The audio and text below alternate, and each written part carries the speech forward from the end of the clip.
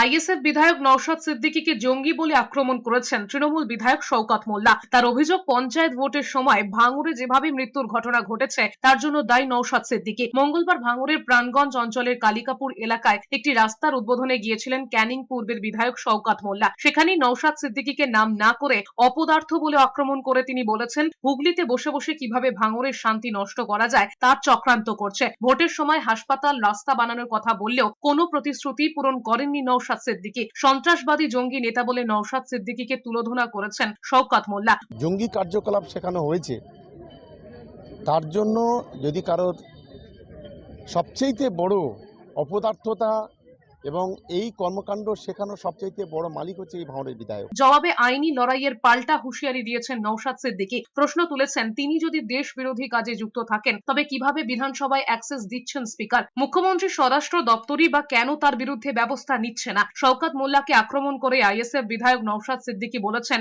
বেটাকে ছাড়বেন না। মন্তব্যের জবাব আমি অবাঞ্ছিত মন্তব্য করে দেব না। আমি আইনের মাধ্যমে এর জবাব দিয়ে চাইবো, এবং যে কথা বলেছে আইনের মাধ্যমে তাকে প্রমাণ করতে হবে, না হলে তার বিরুদ্ধে মানহানি মামলা আমি করব। এটা বলে রাখছি, বেটাকে ছাড়বো না।